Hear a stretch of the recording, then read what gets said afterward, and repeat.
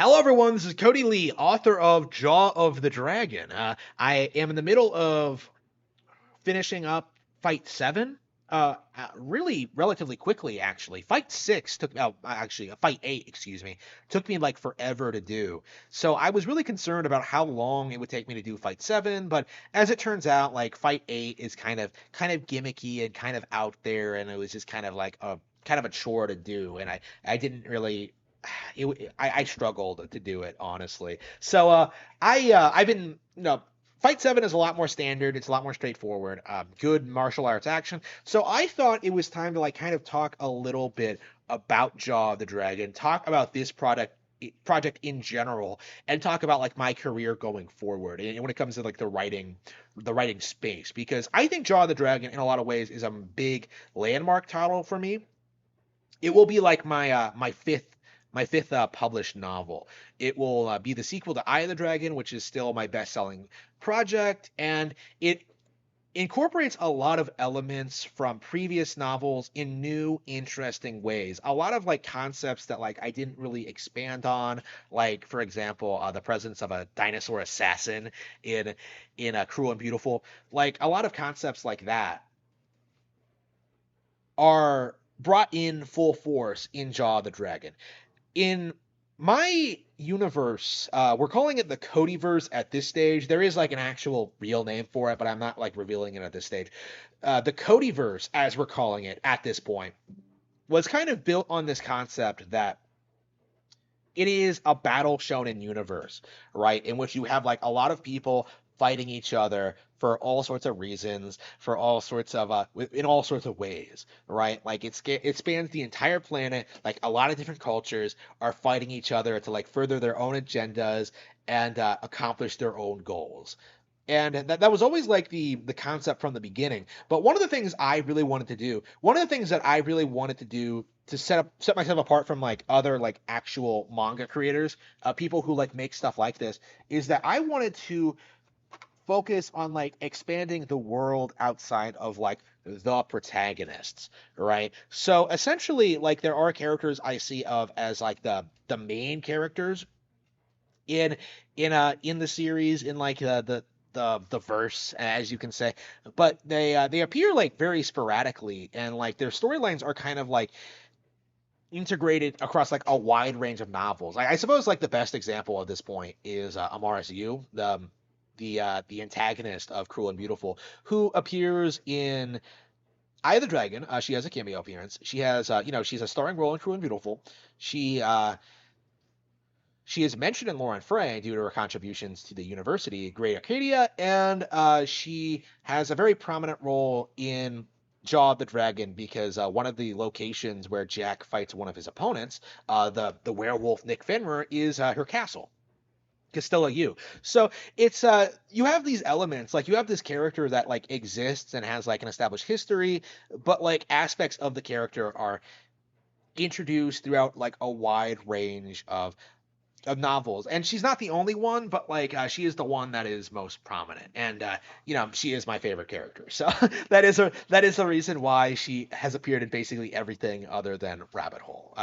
Un- Only because Rabbit Hole was designed to not have any fantasy elements at all. So the thing about Jaw of the Dragon, and one of the reasons I'm so impressed with it is that like it is essentially a a culmination of everything I've established up to this point when it comes to like the world building and the setting. So for example, in Cruel and Beautiful, there are like a lot of werewolf enemies, right? There are like mentions of there are a lot of werewolf characters. There are werewolves in Cruel and Beautiful. Where like I acknowledge they exist. They have like a role to play in the story, but they don't really have like that much of a presence or like an identity. And like Lauren Frey kind of like established a little bit more about werewolf culture, like where they're living and like their typical behaviors and stuff like that.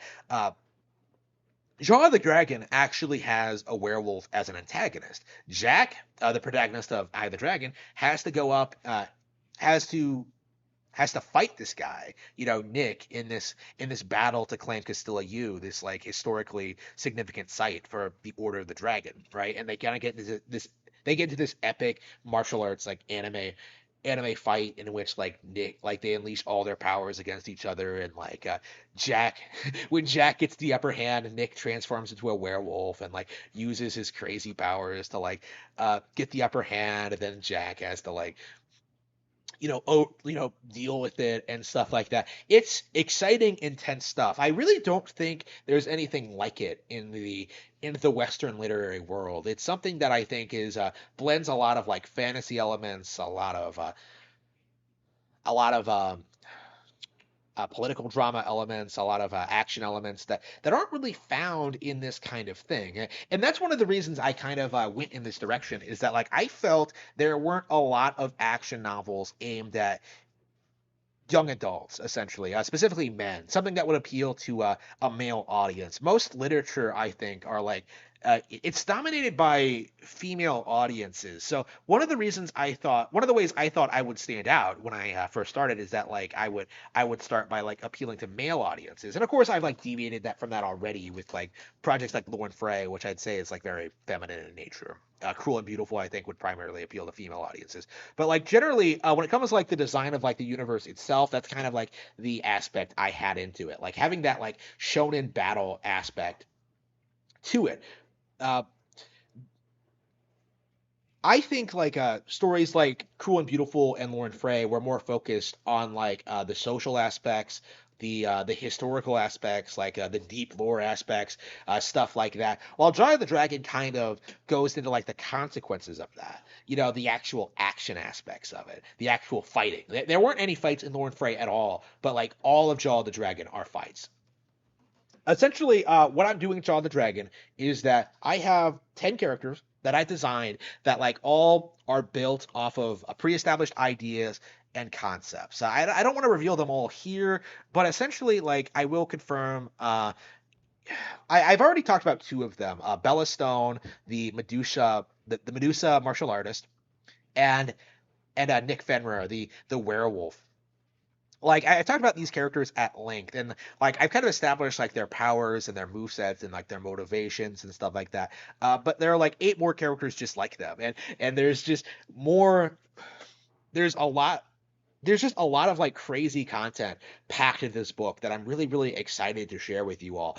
I've been hard at work on it, like especially over the past month. I've made like significant progress. I'm not sure when I can give you like an exact date as to when the novel is going to be like 100% finished, or like when I can get a pre-order date. I have said I think I will go ahead and confirm that like I have considered that if I don't hit my deadline, if it's not like 100% complete finished by like when I expect it to be, I will probably delay it. I will probably delay it by a couple of months for quality issues.